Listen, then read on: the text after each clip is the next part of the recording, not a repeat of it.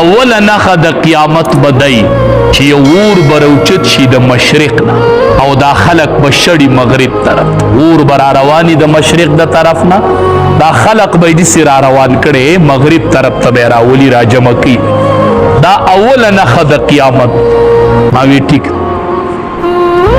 ما ورته وی چې د جنتیانو اولنې خوراک بسې د دواړو جهادو سردار راتو فرمایل چې د جنتیانو اولنې خوراک چې دی هغه به د مئی اینی د مئی اینه بخوري د مئی کلیجی چې دا به د جنتیانو خوراک ان شاء الله. الله دې مونږ ټول بوزي د مئی د اینې کباب په جنتیان خوري ان شاء الله.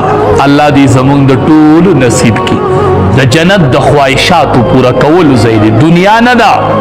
التبه ان شاء الله خپل خواهشات پورا کو ان شاء الله. صحابي نبی علیہ السلام تو ویل تبتایینو ته خو به ډیر په لوی مقام د الله حبیب نه مونږ به دې اینو تاب زیارت به کیږي. نبی علیہ السلام ورته وی او نو څنګه به دې اینو ډیره ګڼه به نه وي. نبی علیہ السلام ورته وی دا میاشت چې اول راوخیږي نو دې ته ټوله دنیا ګوري که نه وي وی چې خلق یې اینې نو څه تکلیف پکې مخصوصي نه وي نه وي دقه شان به ماینه یې یو صحابي پسې راغی د الله حبیبه وی تا وایي چې جنت کې به نیري د صفا اوبو نو وی د صفا اوبو نیر چی که نه دنیا کې نو په دې کې چې کورتکاڼي پراته نو ډېر خوند د اوبو کې چې کورتکاڼي نو وی د جنت په دې نیر کې به کورتکاڼي د دواړو جهانو سردار ورته وی او یې به خو به کورتکاڼي نه هغه به یاقوت او مرجان ابه یاقوت او مرجان.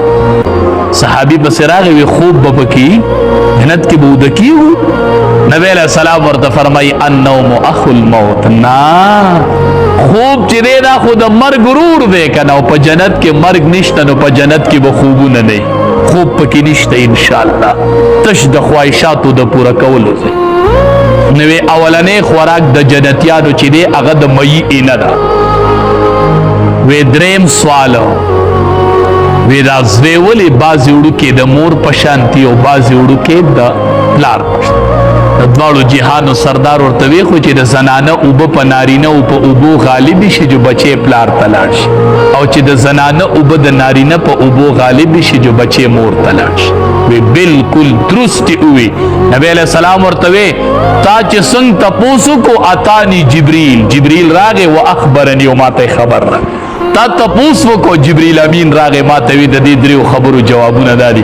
عبدالله ابن سلام رضی الله تعالی عنہ زه لږ رامخې ته شوم ما وی د الله حبیب دا لاس تې راخور کا وی نبی علیہ السلام لاس دسې کو او ما پکې لاس کېښود ما وی اشهد ان لا اله الا الله و اشهد ان محمد رسول الله ما الله یو امنو او تمی د الله پیغمبر امنلی تمی نبی آخر الزمان امنلی تاکہ د نبوت نخی پرتی دی تاکہ د نبوت نخی پرتی. آدم علیہ السلام حدیث مبارک کے راضی چی آدم علیہ السلام پیدا شو بین کتفی آدم مکتوب محمد رسول اللہ و خاتم النبیین. چی آدم علیہ السلام پیدا شو نو د دو ولو پمینس کی لکلی شویو چې محمد رسول الله و خاتم النبیین محمد بدا الله رسول او اخیری پیغمبر. دا د آدم علیہ السلام د پیدایش سره د هغه د دوه اوبو منځ کې لیکل شوی نو عبدالله ابن سلام رضی الله تعالی عنه د یهود لوی عالم د تورات په امام الانبیاء په لاسه اسلام راوړو او اسلام قبول کو دین اسلام ته را داخل شو. ولی د امام الانبیاء تقریر واوریدل وی افشوا السلام اطعموا الطعام وصلوا الارحام.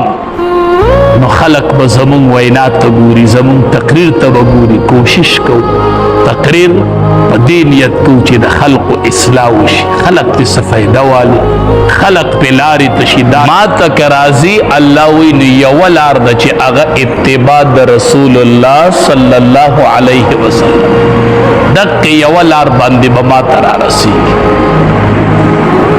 د نبی کریم صلی الله علیه وسلم وجود او د نبی کریم صلی الله علیه وسلم نبوت دا پدی امت د الله ډیر لوی احسان دی. ډیر لوی احسان دی د الله د تبارک و تعالی د طرف. کله چې نبی کریم صلی الله علیه وسلم د مکی نه هجرت وکړو مدینه منوره ته لاړ. عبد الله ابن سلام رضی الله تعالی عنه دا د یهودو کې لوی عالم و د تورات. دغه تورات کې نخې د نبی اخر الزمان لیدي وی معلومه وی ورته. خبر شو چې اخیره پیغمبر مدینه منوره ته راغی. خلق ورته جمع شوه دي. عبد الله ابن سلام رضی الله تعالی عنہ ما یو باغ کې بکار کو. خبر شوم چې د دواړو جهانو سردار راغله دي نو زورلم. نبی کریم صلی الله علیه وسلم تغیر چاپیر خلق ناس.